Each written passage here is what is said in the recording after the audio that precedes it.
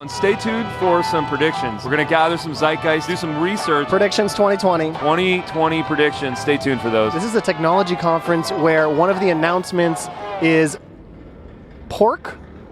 Pork and sausage. So I got beat by a robot at ping pong.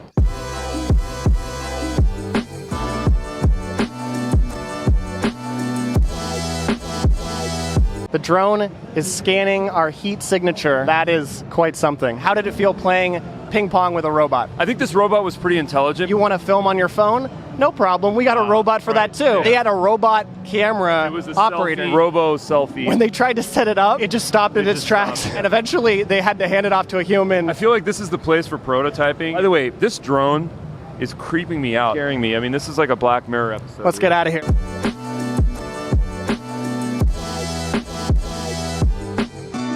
Someone in a tank underwater with some kind of robot. This is some sort of an aquatic jet/drone company. Wow, we're doing somersaults. There's a lot of copycat technology and some sort of a technological race, maybe a renaissance of some sort. I guess my question is there enough sunshine to go around on some of these spaces? If I see another drone company, it's going to be crazy. A lot of screens and robots and ML and AI. And one of the things that always throws me off is how manufacturers of robots want those robots to look innocent and not evil, because some of us think about robots as being a danger or a threat to us. So a lot of manufacturers try to make them look sweet and innocent, and sometimes that throws me off a little bit. The absolute cutting edge of digital tech in 2020, we have snail mail.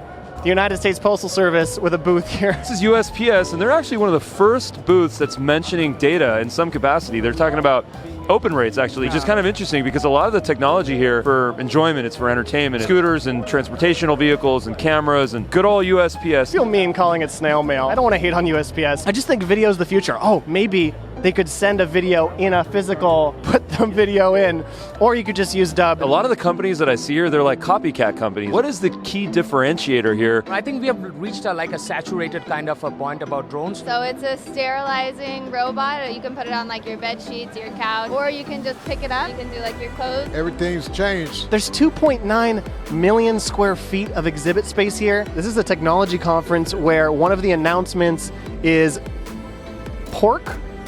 Pork and sausage?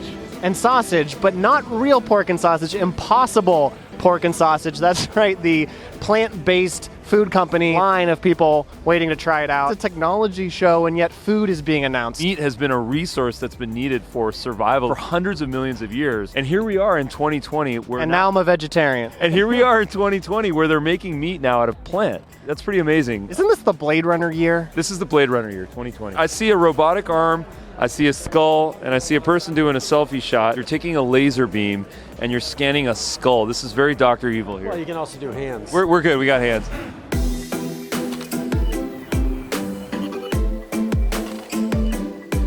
All right, so we spent a lot of time at CES here. Here's some predictions actually for 2020 based on what we're seeing. So the first thing is that companies are completely and totally leaning into original content, a lot more media, a lot more entertainment. Companies realize that if they can get their users to do the marketing for them, take photos, to take Instagram shots, to create user-generated content, and then associate that with the brand, they can have 10x or 20x the advertising ROI based on that earned media. Original content's a big part of the marketing strategy for 2020. One of the things that we're also noticing is a lot more podcasts. So podcasts are coming up. We're seeing companies that want to have long-form, really interesting, engaging conversations with people. And podcast is a great way to do that because it's conversational, it's casual. It's also a great way to create blog posts because it's easy to take a couple-hour podcast and then turn that into a blog post. Another one that we're noticing is lots of screens.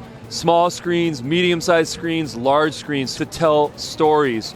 Gone are the days where it's just visual candy and commercials. Now it's about really engaging, meaningful information. Share how technology can solve problems and make our lives easier. So here at the Google booth, they're trying to solve all sorts of problems, whether it's through security cameras or smart speakers, Chromebooks, there's all sorts of applications to make our lives easier. Video is such a phenomenal way to show how technology can solve problems through informational and educational storytelling. So one of the predictions that we have for 2020 is a lot more autonomy. Computers technology making decisions for us based on what our requirements are and what our needs are. With ML and AI, there's so much intelligence that can make better decisions in all the things that we do, whether it's the type of content to create, whether it's how a scooter can absorb shocks when driving down the street. There's a lot of different applications where computers are going to make our lives easier. So here we have an example of a freight vehicle built for level 5 autonomous vehicle driving capabilities. The company can come here and put technology in to actually make this thing drive by itself. That's insane, right? This vehicle is actually powered by hydrogen. Let computers, let technology do the tasks for us while we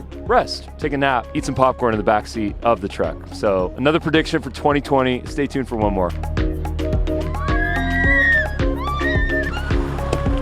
Another prediction for 2020 is a whole lot more empathy from companies. Corporations understanding the human conflict, the human struggle, and making things a little bit more understandable, a little bit more compassionate, a little bit more empathetic. I notice this a lot in the storytelling and the general kind of packaging of products where humans have problems and we're looking to solve those problems. Companies are starting to get it now that if they connect to people on more of a human level, the people will just be a lot more open-minded. So if you want to connect to people on a more human level, then try out Dubb. Dubb is our company, a complete solution for sending videos instead of plain text email. We allow you to communicate using the most human format possible. Check out Dubb.com to learn more about what we do and how we make it really, really easy just to send videos on every single platform, whether you're on LinkedIn, Gmail, SMS, CRMs. When you connect with people on a human level, you'll see the results in your sales growth. So many people drop off when they don't feel that human connection. Oh, give Dubb a try. That's our company.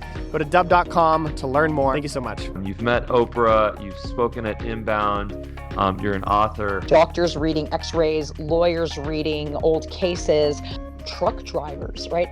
A bot can take over that.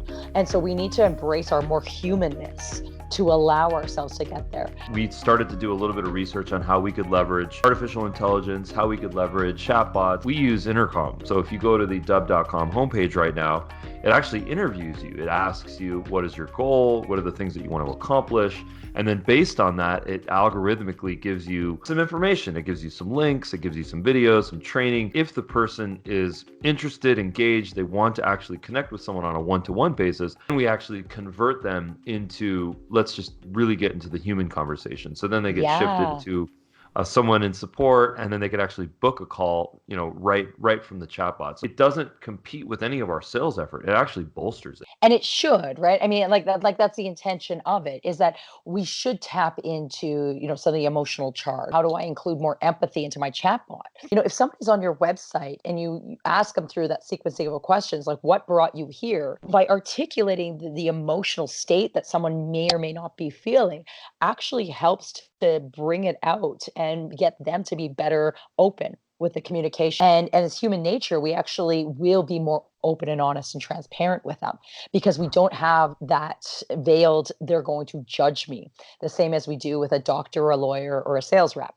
And so we need to embrace knowing if that's where human nature is. How do you use, conversational marketing, bots, in order to gain as much information from your client first and then take it that step further? What I love about this model is that it streamlines a lot of the communication, so that you can spend more time on the people that are bottom of funnel, more engaged, more interested, and just provide better customer service, Yeah.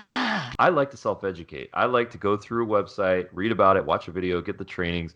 And then once I'm ready, then I like to reach out. If I find that someone is on my case and tailing me and kind of trolling me on LinkedIn or Facebook or something, I say, hey, time out. I want to do my own research. Don't cross that line just yet. Yeah, absolutely. And there's nothing wrong with that, right? So use it for what you can. I mean, how much has the role of the salesperson changed in the last, let's just say 5 years? Tenured salespeople haven't changed. And maybe that's what the problem is that, when you're good at sales, you just assume that you'll always be good at sales. Where we see better salespeople really take over is in that embrace of that empathetic conversation, that emotional intelligence. Shorter period of time to go from our head to our mouths than it does to go from our heart to our mouths.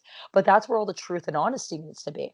And when you ask more questions of your clients, everything from how are you going to measure the success of this, ultimately getting them to tell you the return on investment, how would you like us to work together? How will this relationship help you to grow and evolve?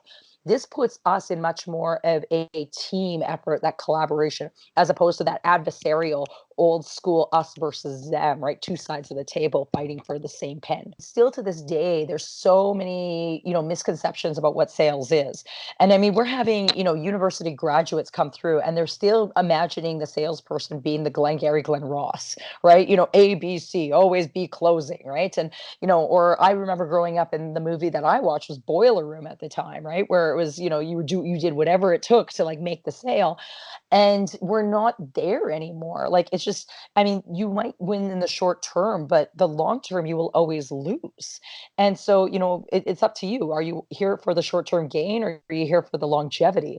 And hopefully you're here for the longevity. And so that means you have to treat others the way you want to be treated. The acceleration and deacceleration of the monorail causes all of us to almost fall into each other, but that's part of the CES experience.